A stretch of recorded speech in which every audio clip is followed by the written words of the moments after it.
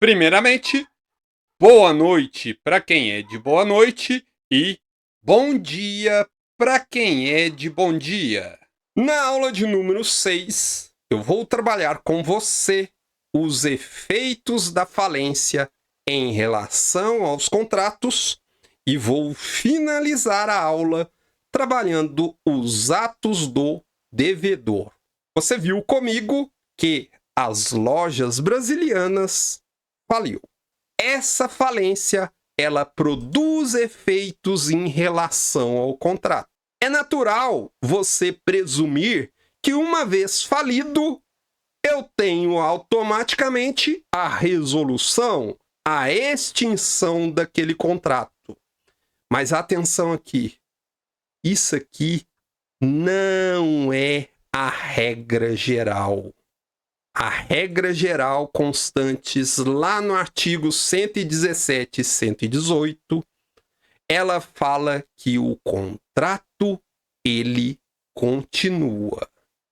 Repetindo, não é porque uma das partes faliu que automaticamente existe a resolução daquele contrato. Então, vamos lá para os dispositivos. Artigo 117. Os contratos bilaterais. Primeiro, o que é um contrato bilateral? O contrato bilateral é aquele que existe direitos e obrigações para ambas as partes. Ele é também chamado de sinalagmático, tendo em vista que existe uma produção simultânea de prestações. E o exemplo clássico é o contrato de compra e venda. Numa compra e venda, automaticamente o vendedor ele tem a obrigação de entregar a coisa, mas ele tem o direito de receber o preço. Da mesma forma é o caso do comprador. O comprador ele tem a obrigação de pagar a quantia, mas surge para ele automaticamente o direito de receber a coisa. Então, esses contratos bilaterais, eles não se resolvem pela falência. Esses contratos, eles podem até ser cumpridos pelo administrador judicial, se o cumprimento reduzir ou evitar o aumento do passivo da massa falida, ou for necessário a manutenção e preservação de seus ativos. Esse último caso, nós temos o exemplo do contrato de locação.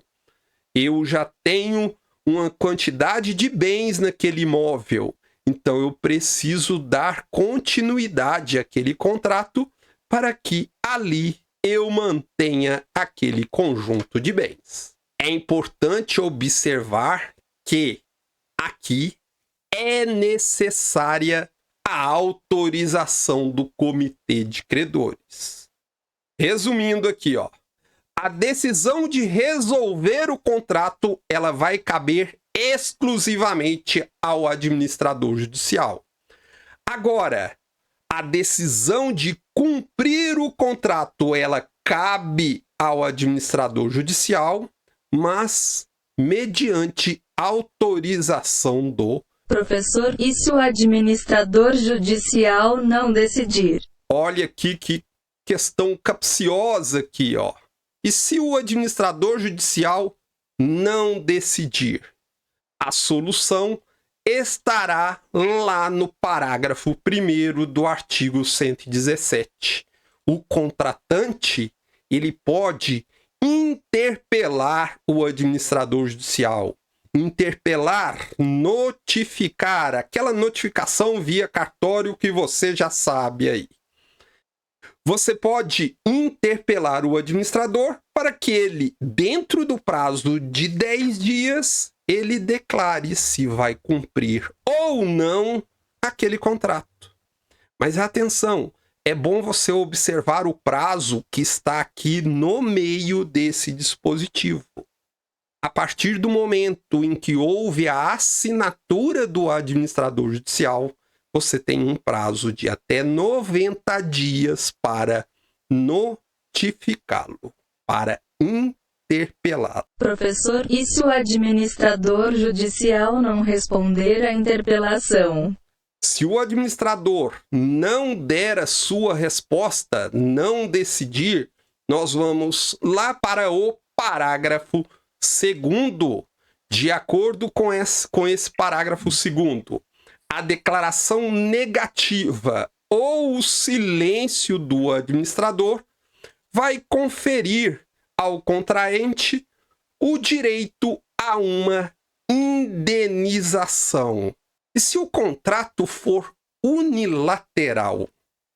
Como assim, professor? Contrato unilateral é o contrato que existe obrigação somente para uma das partes. E o exemplo clássico é o mútuo bancário. Uma vez que o banco colocou à disposição o dinheiro na conta do correntista, só existem obrigações para quem? Para o mutuário, para o correntista. Agora, no contrato unilateral, nós temos que a regra é exatamente a mesma. O administrador judicial, ele pode dar continuidade, ele pode dar cumprimento àquele contrato. Se esse cumprimento reduzir ou evitar o aumento do passivo, ou ainda, se for necessário, a manutenção e preservação do ativo da empresa. É importante destacar aqui a cláusula de resolução por falência. A cláusula de resolução por falência, ela significa o seguinte: o contratante ou os contratantes, eles podem inserir no instrumento contratual que a falência ou a mera distribuição da falência de qualquer uma das partes, ela implica automaticamente na resolução, na extinção do contrato. Essa cláusula, ela é muito comum num contrato de shopping center, de forma específica aqui. Eu vou trabalhar primeiramente 2 contratos, que é o contrato de compra e venda mercantil e o contrato de locação empresarial, mas tem outros 2 que eu vou deixar lá para o final, que eu vou simplesmente destacar o ponto específico que eu preciso de cobrar aqui de você na disciplina do direito falimentar. Ok? Então, qual é a regra geral? A regra geral é que o contrato, ele continua. Então, aqui nós temos um contrato de compra e venda mercantil. O vendedor vende mercadoria, o comprador vai pagar ali com o respectivo preço. E no caso em questão, o falido é o comprador. Então, imagine que nesse caso aqui, você é sempre o vendedor. Então, atenção, vou passar 5 casos aqui. Em todos esses casos, você vai se imaginar na posição do vendedor. Primeiro caso, o comprador não pagou nada do preço. Nada, absolutamente nada. E o vendedor, ele não despachou as mercadorias. Então, houve ali a troca de e-mails, mas o comprador não pagou nada e o vendedor sequer colocou a mercadoria no caminhão. O que vai acontecer nesse caso? Está resolvido o contrato? Não. Cabe ao administrador judicial avaliar se ele quer o cumprimento ou a resolução do contrato. pode ser interessante para o administrador judicial, vamos imaginar que seja uma matéria-prima. Pode ser interessante para o administrador judicial pegar aquela matéria-prima, aproveitar com as matérias-primas existentes e transformar aquilo em produto e vender no mercado. Isso pode ser interessante. Agora, aqui eu vou abrir um parêntese para falar que, nesse caso, o vendedor ele pode interpelar o administrador judicial para que ele decida no prazo de 10 dias. Se ele, nesse caso aqui do contrato de compra e venda mercantil, decidir pela resolução dentro do prazo de 10 dias, isso significa que o vendedor ele não tem direito algum. Mas, se ele ficou em silêncio, esse contrato ele é rescindido automaticamente, mas para o vendedor vai surgir o direito a uma indenização, que será apurada por meio de uma ação ordinária e no final vai constituir um crédito quirografário. Fechando o parêntese aqui. Agora vamos para um segundo caso. O vendedor, ele toma conhecimento do pedido de falência do comprador após despachar as mercadorias. Então, olha aqui, ó. Você colocou a mercadoria no caminhão e no meio do caminho você descobriu que o comprador faliu. E aí? O que você faz? Nesse segundo caso, você, vendedor, você pode obstar a entrega, você pode impedir que a mercadoria seja entregue ao comprador se o devedor não pagou nada, no caso o comprador, né? Se ele não recebeu nada, vamos imaginar que eram 3 caminhões de mercadoria, não chegou nenhum lá. Bem como ele não revendeu nenhuma. Você pode obstar essa entrega, pode impedir essa entrega nessas situações. Mas atenção, você tem que interpelar o administrador para que ele decida se vai cumprir ou se vai resolver o contrato. Terceiro caso. O comprador pagou parcialmente o preço. Nesse caso, o vendedor ele tem que cumprir o contrato e habilitar o crédito na falência. Quarto caso. O vendedor, no caso você, entregou a mercadoria nos 15 dias anteriores ao pedido de falência. É o caso de um pedido de restituição de bem. Agora, se essa mercadoria foi vendida, eu tenho uma situação melhor ainda, porque nesse caso eu tenho um pedido de restituição em dinheiro que ocupa as cabeças lá do artigo 84. Quinto e último caso. O vendedor entregou as mercadorias depois do pedido de falência. Nesse caso, você simplesmente vai habilitar o seu crédito na falência. Com relação à falência do vendedor, vocês simplesmente vão ler os 2 dispositivos do 119, o inciso 2 e o inciso 3. Bem simples aqui. E agora nós vamos para os efeitos da falência em relação a uma locação empresarial. O locatário é o empresário que aluga um determinado imóvel para ali colocar o seu estabelecimento empresarial.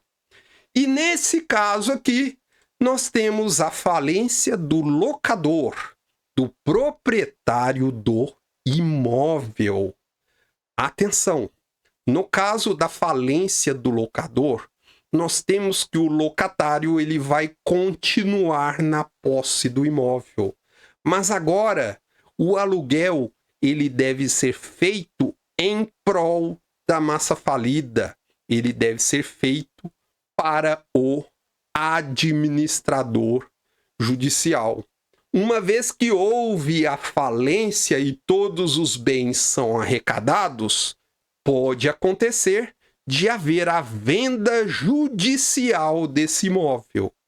E aí eu te pergunto, o adquirente do imóvel lá na falência, ele é obrigado a manter esse contrato de locação empresarial com você? Faz de conta aí que você é o empresário. É o princípio da relatividade subjetiva dos efeitos do contrato. De acordo com esse princípio, o contrato ele só faz lei entre as partes.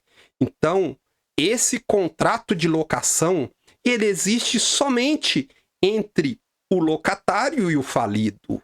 A pessoa que adquiriu o bem, ela não tem nada a ver com isso.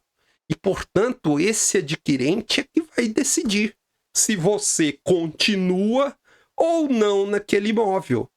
Mas, professor, eu tive que mudar o meu estabelecimento, tive uma série de prejuízos. Todos esses prejuízos você vai cobrar do falido. O adquirente do imóvel, ele não tem nada a ver com isso. Continuando aqui na locação empresarial, mas o falido agora é o locatário, o empresário que aluga o imóvel. No caso da falência do locatário, nós temos que o administrador judicial ele vai analisar se convém ou não continuar aquela locação.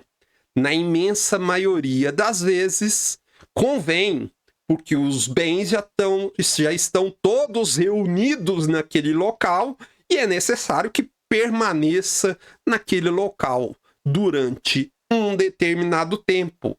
Mas aqui eu tenho que levar em consideração o contrato de locação em um shopping center, porque aqui pode, na verdade, na imensa maioria das vezes, vai existir a cláusula de resolução por falência. Então, uma vez que existe essa cláusula, aquele contrato já está resolvido. Agora, atenção aqui, ó. Eu vou falar de 2 outros contratos. Só que nesses 2 outros contratos, eu preciso que você guarde um tópico em específico. No contrato de arrendamento mercantil ou leasing, vamos supor que você não sabe o que é ou não lembra. Eu preciso que você guarde o seguinte: a falência do arrendador, ela implica a extinção do contrato. Repetindo, a falência do arrendador implica extinção do contrato de leasing. Segundo contrato, a representação comercial. O que eu preciso que você guarde sobre o direito falimentar referente a esse contrato mercantil? No caso, o crédito do representante comercial, ele é equiparado ao crédito trabalhista em todas as suas situações. Repetindo, o crédito do representante comercial, ele é equiparado ao crédito trabalhista. Assunto final da aula de hoje, que é os atos do devedor. Uma vez declarada por meio de sentença a falência do devedor, nós temos que alguns atos praticados antes da decretação da falência eles são considerados atos ineficazes. Como assim? São atos que não vão produzir efeito jurídico. E existem dois tipos de ineficácia aqui. A ineficácia objetiva, que está lá no artigo 129, nós vamos ver depois os principais, não vamos ver todos. E nós temos também a ineficácia subjetiva, a do artigo 130 da Lei de Falências. Uma vez que foi decretada a falência do devedor, nós temos aqui a ineficácia objetiva condicionada a um determinado lapso de tempo. Como assim, professor? Olha aqui. O juiz vai fixar na sentença um período suspeito, definido aqui pelo termo legal da falência. Então, alguns atos praticados durante esse período suspeito, eles terão a sua ineficácia objetiva declarada. Mas o que é esse termo legal da falência? Primeiro, a importância dele é que ele fixa o momento, ele fixa a ineficácia objetiva daquele ato. Agora, atenção, ele também deve ser fixado na sentença. O termo legal da falência, de acordo com o inciso 2 do artigo 99 da Lei de Falências, ele é fixado pelo período máximo de 90 dias anteriores a decretar. 90 dias anteriores. Aqui eu tenho uma variação desses prazos. Eu posso considerar 90 dias anteriores ao pedido de falência. Eu posso considerar os 90 dias anteriores ao pedido de recuperação judicial. O devedor tentou a recuperação, mas não conseguiu. Ela foi convolada em falência, ela foi transformada em falência. Então, nesse caso, o juiz vai fixar os 90 dias anteriores àquele pedido de recuperação. E, por fim, nós temos a fixação dos 90 dias anteriores ao primeiro protesto por falta de pagamento. Então, vamos trabalhar cada um desses atos objetivamente ineficazes, começando pelo inciso 1 do artigo 129. O pagamento de dívida não vencida no transcorrer do termo legal da falência. Olha aqui o dispositivo na tela. Então, olha aqui, ó. Nós temos a sentença declaratória de falência que fixou o termo legal da falência. Agora, nesse período aqui, houve o pagamento de uma dívida não vencida. Uma dívida que não tinha exigibilidade alguma. O pagamento dessa dívida é um ato ineficaz perante a massa falida, tendo em vista que o que ocorreu aqui na prática foi uma preferência não amparada pela lei. Então, antes de falir, eu já paguei um sujeito que com certeza seria um dos últimos ali na ordem de preferência dos credores. Agora, atenção, se o pagamento é de uma dívida vencida, esse pagamento é perfeitamente válido. A ineficácia aqui é somente em relação a uma dívida não vencida. É ato objetivamente ineficaz a situação que está lá no inciso 2 do artigo 129 da Lei de Falências, que é o caso do pagamento de dívida vencida, mas de forma diversa da contratada. Veja que o dispositivo na tela. Então, se a obrigação era pagar em dinheiro e houve o pagamento dessa dívida, mas na forma de um imóvel, nós temos aqui que o pagamento ele foi feito de uma forma diversa da que não estava prevista no contrato, o que subsume ao inciso 2 do artigo 129.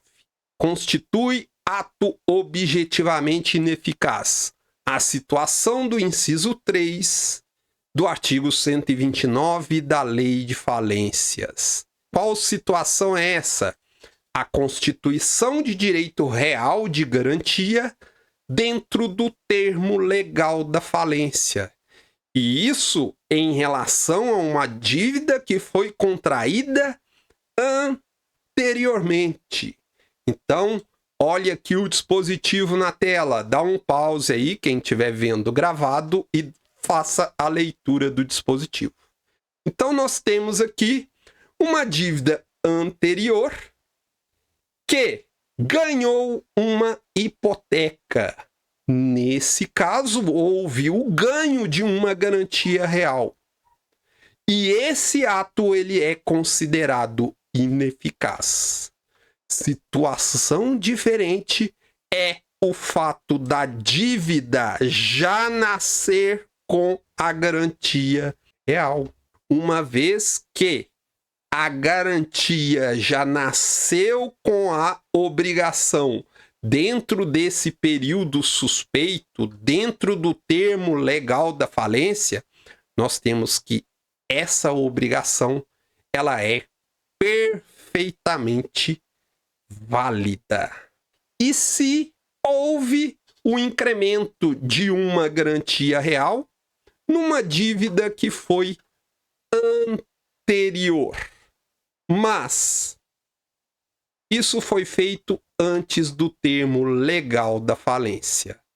Nesse caso, nós temos uma obrigação perfeitamente válida. Então, o incremento dessa garantia, ele é perfeitamente válido.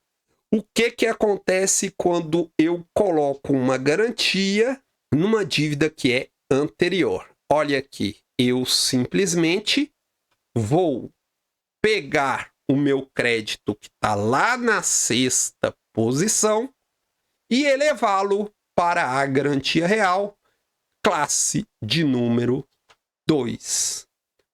Portanto, se essa garantia real em uma dívida anterior, se ela foi feita antes do termo legal da falência, aqui está perfeitamente válido por força desse inciso 3 do artigo 129, que é bem claro. Olha aqui, ó, dentro do termo legal da falência. Agora imagine a seguinte situação.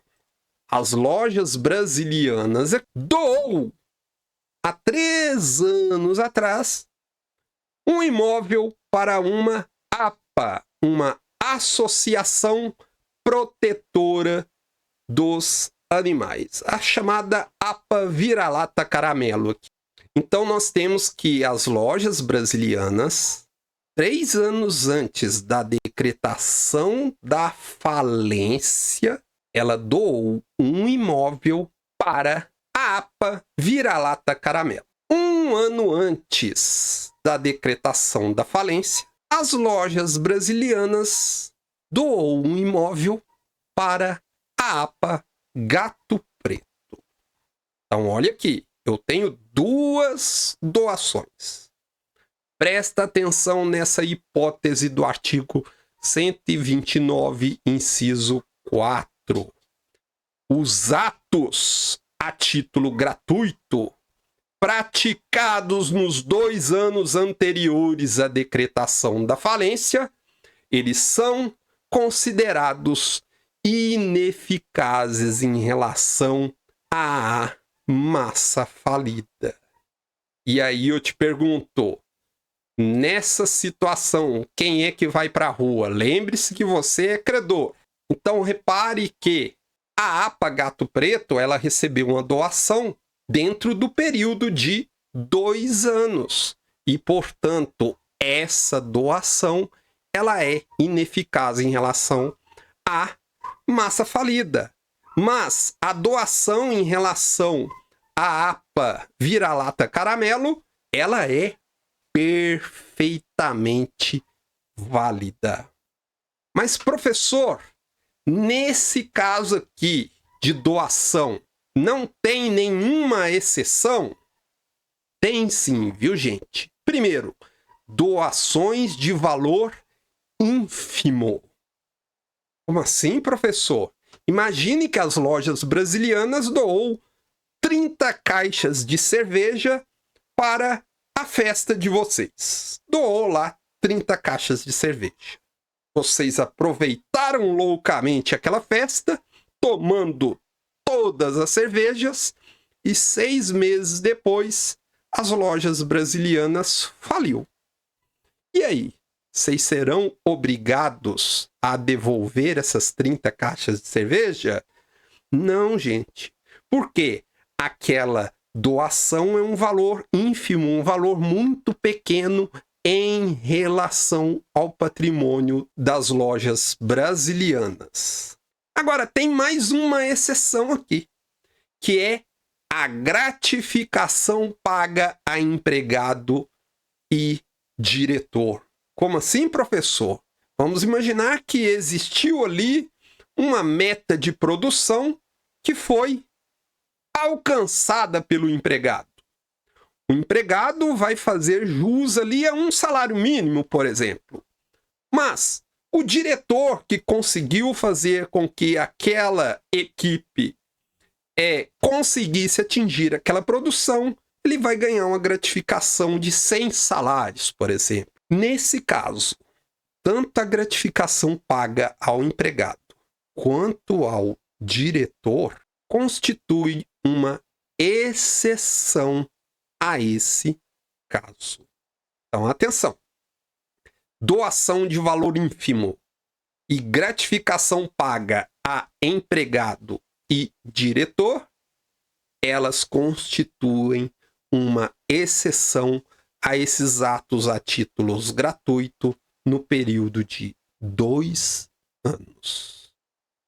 Também é ato considerado objetivamente ineficaz a situação prevista no inciso 6 do artigo 129, que é o trespasse sem a anuência dos credores. Dispositivo na tela aí para você. Então, olha aqui. O patrimônio, o estabelecimento como um todo das lojas brasilianas é esse daqui. Existe um estabelecimento em Uberlândia, um em Uberaba e um em Araguari. Mas atenção, as lojas brasilianas, ela decide vender o estabelecimento de Araguari. Então, aqui houve a alienação de um estabelecimento empresarial, ou seja, um trespasse. Para que esse trespasse ele seja válido, é necessário a anuência, o consentimento de todos os credores ou o pagamento de todos esses credores. Se esse requisito não for cumprido, nós temos um ato ineficaz e o adquirente ele vai ter que devolver aquele bem, aquele estabelecimento para a massa falida. Ou seja, ele vai comprar, mas não vai levar. Então, se você adquire um estabelecimento empresarial, você tem que ter esse cuidado de todos os credores serem notificados dessa transferência. Esse ato aqui, além dele ser ineficaz, ele constitui também a prática de um ato de falência. Mas aqui vem uma questão importante. Se esse trespasse ele constava no plano de recuperação, De acordo com o artigo 131 da Lei de Falências, ele é perfeitamente válido. Como é feita a declaração dessa ineficácia objetiva? A ineficácia objetiva ela pode ser declarada da forma mais diversa possível. O que eu preciso que você guarde é o seguinte: ela pode ser declarada de ofício pelo juiz, mas ela pode ser alegada em sede de defesa, ela pode ser pleiteada mediante ação própria ou incidental ali naquele processo. Então, a forma de requerimento é a mais ampla possível. Mas eu preciso que você guarde o seguinte, que no caso da ineficácia objetiva, ela pode ser declarada de ofício pelo juiz. A ineficácia subjetiva são os casos do artigo 130 da Lei de Falências. De acordo com esse dispositivo, são revogáveis os atos praticados com a intenção de prejudicar credores. Mas, nesse caso, eu preciso provar o conluio fraudulento entre o devedor e o terceiro, bem como o prejuízo que a massa falida sofreu com esse negócio. Então, o conluio e o prejuízo, eles constituem fundamentos. Fundamentos para quê? Como que é feita a declaração da ineficácia subjetiva? Através da ação revocatória. Portanto, esse conluio e esse prejuízo, eles são fundamentos para a ação revocatória. A ação revocatória, ela tem a função de declarar a ineficácia subjetiva daquele ato e, consequentemente, fazer com que aquele bem ele retorne para a massa falida. Então, se o devedor ele fez um negócio lá com a prima e vendeu aquele bem dando prejuízo para os credores, isso é caso de uma ação revocatória. Mas quem tem legitimidade ativa para propor essa ação? Quem pode ser o autor dessa ação revocatória? De acordo com o artigo 132, o administrador judicial, qualquer credor ou o Ministério Público tem essa legitimidade ativa. Quem possui a legitimidade passiva, quem tem legitimidade para ocupar, para figurar no polo passivo dessa ação revocatória. Todos eles estão lá no artigo 133 da Lei de Falências. No inciso 1, todos os que figuraram no ato ou que, por efeito dele, foram pagos, garantidos ou beneficiados. No inciso 2, os terceiros adquirentes, se eles tinham conhecimento ao criar esse direito da intenção do devedor prejudicar seus credores. Então, se ele sabia que aquele negócio era feito exatamente para prejudicar credores, ele também vai ocupar o polo passivo da ação. Agora, o inciso 3, ele vai estender para os herdeiros ou legatários do inciso das pessoas mencionadas no inciso 1 e no inciso 2, o problema dessa questão. Então, os herdeiros ou legatários dos beneficiados no inciso 1 ou no inciso 2, eles continuarão aqui nessa treta. Qual é o prazo para a propositura dessa ação revocatória? De acordo com o artigo 132, esse prazo é de 3 anos contados da decretação da falência. Agora aqui você vai colocar uma estrelinha. Esse prazo é um prazo decadencial. Qual é o juízo competente para a propositura da ação revocatória? É o juízo da falência por força do artigo 134 da Lei de Falências. Mas atenção aqui.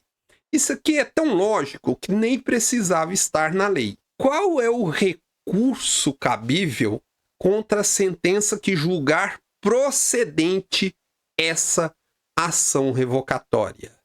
O parágrafo único, ele é bem claro ao dizer que é a apelação.